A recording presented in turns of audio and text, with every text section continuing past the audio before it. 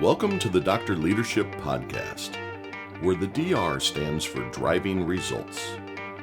Our focus is weekly conversations around life and business relationships and the important leadership qualities for both. These concepts and qualities will help you drive positive results in both your business and personal lives.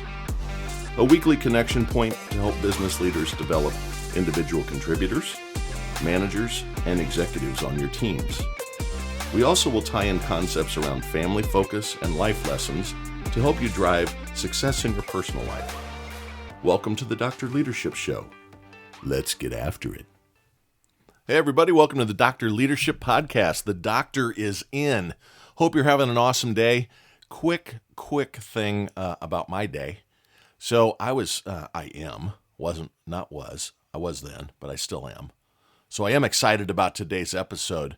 But man, I was walking into the studio here a few minutes ago and wham, right into the edge of a coffee table with my shin. God, mother, Jesus. Oh, you ever done that? Oh my God, still can feel the pulse in it, but I'm ready to go. Hey, welcome to the Dr. Leadership Podcast.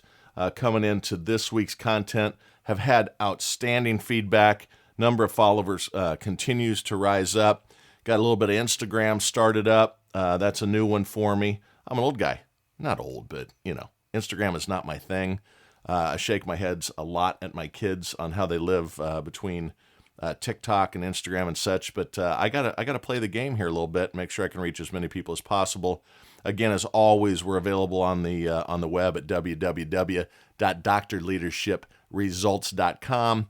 Send in the emails, drleadershipresults@gmail.com. Just give us feedback. Having a ton of fun with this thing, and again, getting some great feedback from people. Hey, adjust this, change that, etc. I ignore all of that. Just kidding. But been getting some really good feedback here. So what I want to do this week is continue on last week's content title of Burnout, because it is prevalent. It is a real problem. And as we discussed last week, remember the WHO, the World Health Organization, finally figured out that we really kind of need to define this thing, because everyone thought it was, a condition.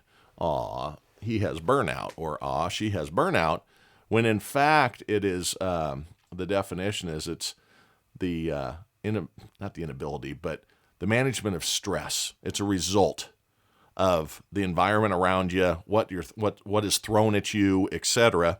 And it is the real deal. The Great Resignation's been going on. A lot of that's based on burnout. Our world has changed. Again, why we set the podcast up. This new remote environment we're working in.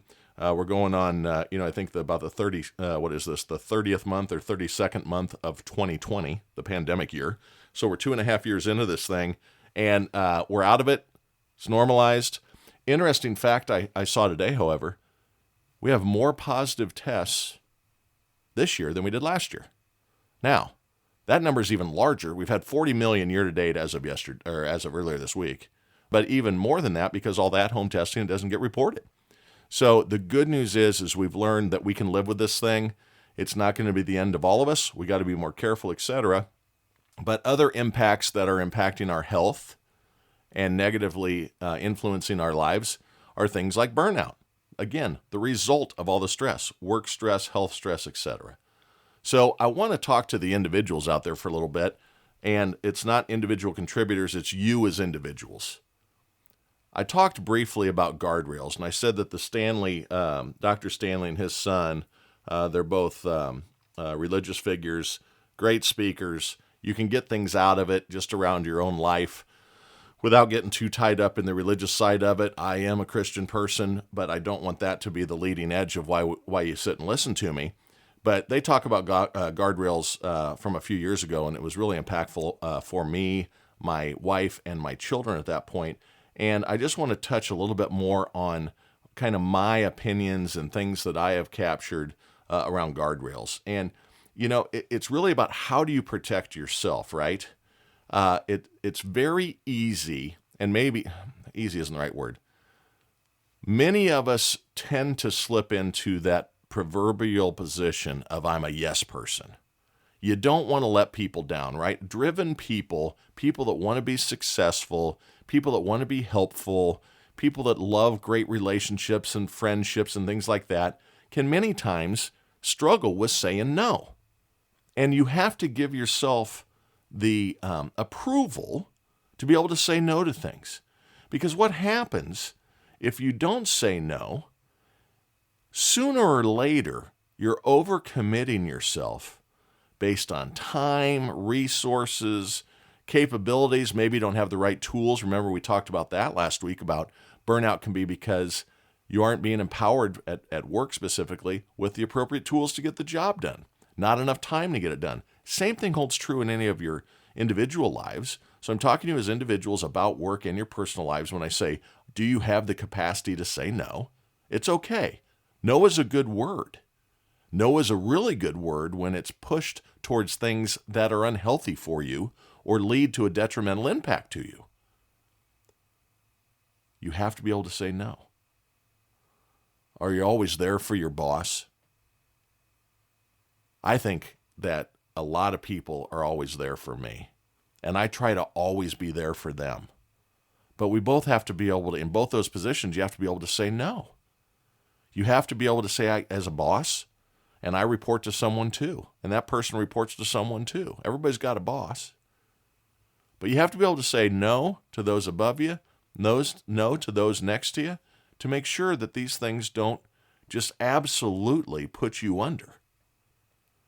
There's really 5, there's probably more, but I'm gonna focus kind of on 4 or 5 here. 5 guardrail types that you need to have in your life. And these are work or personal life related. We have to be able to protect ourselves from overcommit, from burnout, from stress, degrading impacts on our lives. And there's a couple key areas to do it. First is physical. When you aren't able to say no, when you don't put up guardrails to protect your physical health, that's going to be a bummer down the road at some point. My dad had a heart attack at 56 years old, stress related. Now, I say that tongue in cheek. He smoked a couple packs of cigarettes a day, but it came on because of a stressful situation. Now, it had been going on for long, long periods of time to get to that point where a stressful situation took it over the edge. But stress and physical guardrails not being up in the right spot, mentally physical, physically physical, can lead to a bad deal.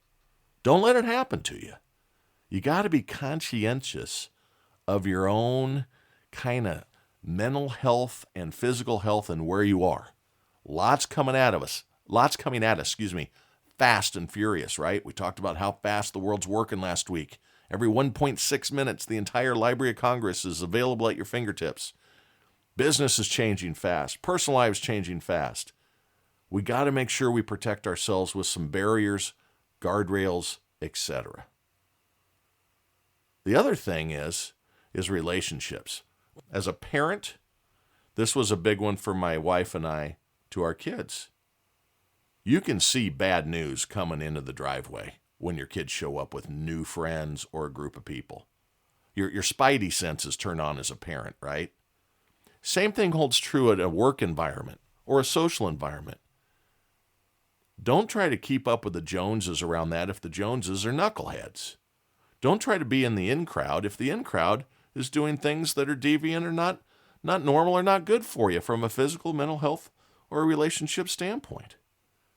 Give yourself the option of choice. Give yourself the ability to say no to toxic people, toxic work environments. There is no paycheck worth the stress that can come on you by surrounding yourself with people that are toxic in some manner. You are who you hang with, right? By association. My parents used to always tell me that growing up. Early 80s, late 70s.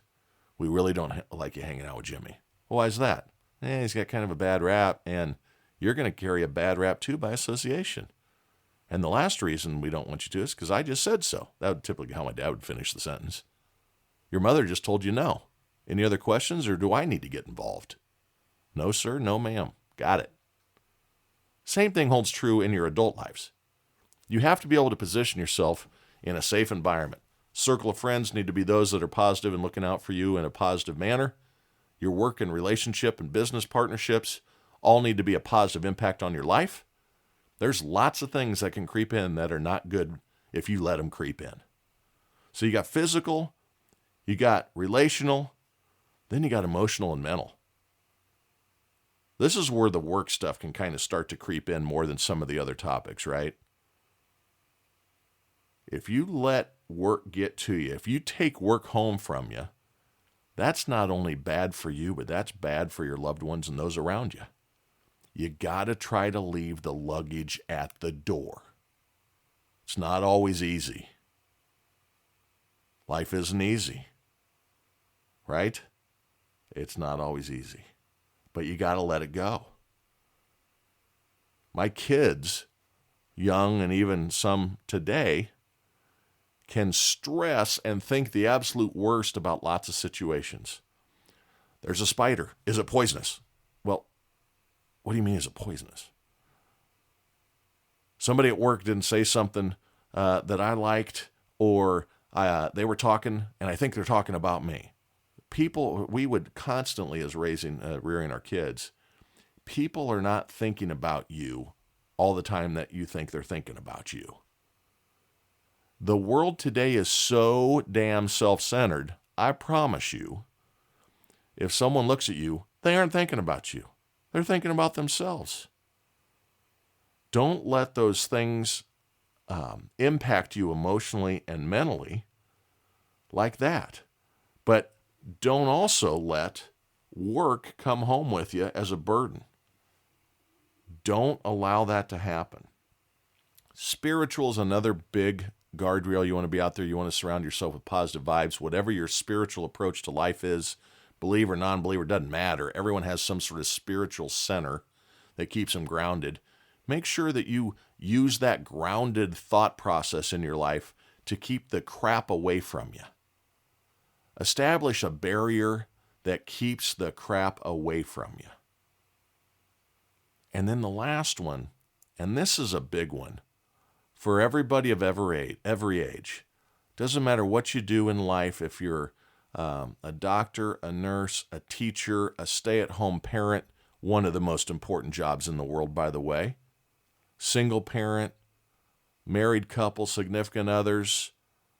This doesn't matter to anybody, or this matters to everybody. It doesn't have to be a specific type of person or job or whatever. But the other guardrail you need to put up in your life are financial guardrails. And what I mean by financial guardrails are, debt is not cool. No matter how much you want to keep up with the others, the neighbors down the street, the friend that just got the new phone or the new app or the new hairdo or the new shirt or the new car or the new shoes or the new lawnmower or whatever, stop it. They're things. Can lose them in a heartbeat. My grandmother used to say, you come in with the world with nothing, that's how you leave. Buck naked both ways, right? You can't take any of this with you. Don't get caught up in things and wants and envy. Envy is a terrible attribute. I talked about a few episodes ago. Cheer for others, even if it hasn't happened, the positive things to you first. Don't be envious. Be gracious and thankful for their success for them. But do not let envy creep into your life to drive you into financially stupid decisions.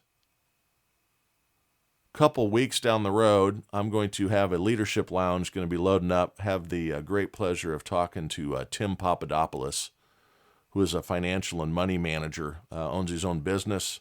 He and a partner set up 401k programs, benefit programs, handle investments, those types of things. And we're going to focus a lot around the financial side of it. We're going to talk about his success, how they built that business to be managing hundreds of millions of dollars. But more importantly, we're going to come in on that and how to financially protect yourselves from things such as debt, overextension, cash poor, etc. I live in a pretty nice neighborhood. I've been fortunate. I've never lived outside my means. But we've got people You can drive up and down probably your own street and you wonder, how in the world do they have 3 brand new cars all at the same time? And when they only do this for a living, or you start backing into the numbers, there's a lot of really payment poor people out there. Big house, big debt, many times. I was watching this week on a story. You hear about these stars bought a $50 million mansion, $30 million mansion, and they were covering some of these big stars. And I think one of them might have been J-Lo actually on their new one. It's like a $59 million property. They borrowed like $48 million. You better keep putting out the hits, J-Lo. Hey, Ben, you better get a good movie on the docket. That's going to haunt you forever. Bad times can happen. You need to put financial guardrails around yourself to plan for the worst case scenario potentially. Dave Ramsey has a great financial peace university. And you can think great or not great about Dave Ramsey. Just an example, just a tidbit of data for you to go check on. Lots of good people about good money habits. Don't save 10%. That no longer cuts it. $1 million doesn't mean as much as it used to. Inflation at 8.2% compounded, you better save a lot. This better get under control in a hurry. The Fed is adding 75 basis points to the borrowing rate on an hourly basis the last few weeks. You better button up your financial resources. Do not allow money to be a problem for you at work, because you'll start making integrity poor and ethical poor decisions to drive earnings. Or at home, it will cause strife in your family. So put those guardrails up around that as well. You cannot have a financially, not a solid foundation in your financial life. So take care of that physical well-being. Take care of that relationship situation. Surround yourselves with what you want to be, not with what you don't want to be. Another thing my mom used to say to me, hanging out with friends. Would you take them to grandma's? Probably not. If that's the answer, get away from them. You can disengage politely. You don't have to say, hey, my mom says you got to go. Just disengage. You know what's good and what's bad for your relationships. Take care of yourself. Emotional and mental, right? That's where the work thing creeps in. That's where the guardrails prevent that burnout. As leaders, as individual contributors, as executives, as leaders of your home life, you have to make sure that you're positioning where stress is at a low level for everyone around to maximize performance. Performance as a family, that's happiness. Performance as a leader, that's productivity at its max. You aren't getting in the way by creating toxicity or asking things that are going to create burnout that completely hamper performance. So those are the 4 or 5 individual guardrails that I want to talk about. Now, the other thing I want to talk about today is guardrails against burnout at work, but I really want to touch on some steps you can take. I don't know if you call them guardrails, but just thoughts to ponder. Reset your meeting calendar. One of the big causes of burnout is that too much being asked and not enough time. 10 pounds of requirements and 5-pound bag to handle it in from a timing standpoint. If you don't have the tools and you don't have the time, it's not going to be good. So what I want you to do as an individual, as a manager, as a leader, as an executive, is I want you to look down at that calendar, because what has happened since and I talked about this a couple other times in the last few weeks, since we went to remote working, and now we're back in the office at times, but everybody's not in the office at the same times, right? You have a hybrid approach. Half of you are going to come in on Tuesday and Thursday. Half of you are going to come in on Monday and Wednesday, and Friday everybody works from home. That's the best case in a lot of these things. Or, like my teams, all across the country. Everything is phone, virtual-based, or flying in for meetings. You get to see, I see every rep every other year. I see every leader every quarter. But we got to make sure that what has happened from a timing standpoint and demands on our calendar, we've got to reset this. I get up, and I'm still guilty of this. I'm practicing what I'm preaching here, and I'm not great at it yet. But my calendar, if it doesn't have 14, 15 events a day on it, I'm like, whew, going to be a soft one. This is great.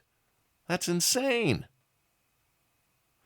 So let's reset the calendar, because over the last 2.5 years, everyone has done everything virtually through meetings. So what has happened is you started creating these meetings that are still on your calendar. You get together sometimes and maybe you aren't really meeting on what it was originally set up for. Maybe you aren't using all the time productively. So what I'd like to ask you to do is you and your teams go through and just wipe the calendar out. Just clear it. Start over. New day, new dawn. And do this. First of all, talk about the meetings and if they're still relevant to the environment we have today. Now, I'm not talking about customer meetings. Approach those differently. But customers would probably love some time back too. Do have a conversation. I'm talking about our own meetings and our own working environments, whatever you do. Teachers, doctors, accountants, salespeople, leaders, pilots, whatever. Everybody's got meetings. We have meetings about meetings to ensure that those next meetings we have are appropriate or are still happening. So clear the calendar. And then as you start to reset and get the stuff going again, if it was an hour before, set it for 30 minutes. Be very productive in the 30 minutes. Remember, if you're a leader, check up from the neck up, first few minutes. If you're an executive over a team where it's not too many people to go around the horn and check in on, start with the relationship aspect, then get into the content and be focused. Because if they're regular meetings, you shouldn't need an hour. Now, if they're operational meetings, that's something different. But is that needed all the time too? Are we just reporting to report? Remember, I said the report's not more important than the result. The meeting's not more important than if it's valid or has any type of value to you. So take those first ones. If they're an hour, go to 30 minutes. Now, if that hourly meeting was weekly and you've now gone to 30 minutes, go to every other week. Take that weekly hour meeting, cut it in half, and go every other week. If you've got a meeting scheduled now that's every other week, go to monthly. If it is not enough time, it is easier to go back than take away. Now, what this is all about is what is called the subtraction method versus additive method. We as human beings, for eons, millennia, have always thought about solving problems you need to add something. Well, this isn't happening, so what we need to do is we need to add this, this, this, and this. Well, this didn't go right, so what we need to incorporate into this is also this, and this, and this. Next thing you know is 20 minutes worth of work turns into an hour period worth of work when you're still only accomplishing 20 minutes worth of work. So the subtractive method is going against some of our core wiring and saying, maybe we can improve something by not doing something. Ding. Idea light just came on. Maybe we can improve performance if we would give more adequate time by eliminating meetings that are no longer as valued as they were, or we can more productively hold in a shorter period of time. That's a positive on top of a positive.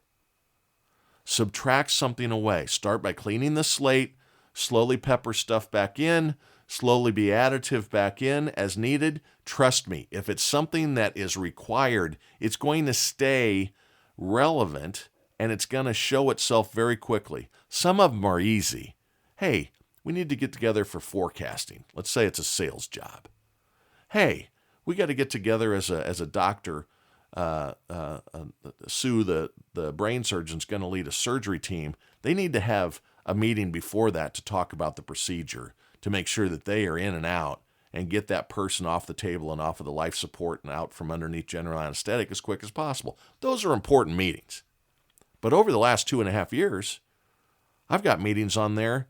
I've got meetings that are on my calendar that were set up 2 years ago. People go make repetitive because we had an issue at that time that are still on my calendar, and I just know, well, I'm not going to attend. We really don't need to talk about it. I'm just not even going to attend. Get them off the calendar. Go to the person that set it up and say, we haven't met on this in 60 days. Get it off. Now, what you need to do for the health and wellness, the guardrails on that side, is every day go in the morning, every 2.5 hours, and put 30 minutes on your calendar. Put down planning or mental health or personal time once in the morning, once in the afternoon, plus make sure you get some sort of break in the middle of the day to step away. Give yourselves a couple of 15 to 30 minute refreshers. That's why coaches call timeouts, man. The team is slowing down. They aren't making it up and down the court. Call a timeout. We need a breather. Even as a salesperson, as a leader, as a doctor, whatever, we all are well-oiled machines, but we need breathers. It's how you maximize productivity. Put some time on your own calendar, protect the space, because someone will fill it. Reset the meetings, hour to 30 minutes, weekly to every other week to monthly. You know what happens when you do that with your meetings? You're going to find 20 hours back in your calendar every month that you can direct towards the appropriate things that require additional attention this week, next week, this month. You know what a blessing it'll feel like to just wait off your shoulder, look down and have, holy cow, I don't have 14 30-minute meetings that I could handle in every other week meeting sessions in 10 minutes on my calendar today. It'll help with the dread in the morning. Remember we talked about, are you waking up with dread? That's mental health, that's physical health not happening, not being put in the appropriate proportions. And it's probably a bunch of damn meetings that you don't need to be on anymore. Reset it. Use these guardrails to protect your mental health, your physical health, your relational health, your financial well-being, spiritually centered, peace of mind, a smile on your face. Allow yourself to be positioned well. Also utilizing your ability to say no, right? It's okay to not be able to do everything for everybody. Remember, it's okay. Don't allow people to just delegate at you without good cause. Got to do what your boss says. As a boss, don't delegate just to delegate. As a leader, don't put meetings out there that shouldn't be being held. In your personal life, don't do things that financially put you in a bad position. Don't miss those guardrails there. Clear your calendar, start over. Position yourself in work life and personal life to be financially stable, to be emotionally stable, relationally stable, physically in good health. It feels great to hop up healthy. It feels great to hop up and not feel dread because your calendar is overwhelmed, you are facing burnout, and sooner or later, something's got to give. And that something could be your life. Heart attacks, breakdowns. Remember, it's a result. Burnout is a result, not a condition. Do not allow yourself to be led to a bad result. That's what I had to say on burnout, to just be additive.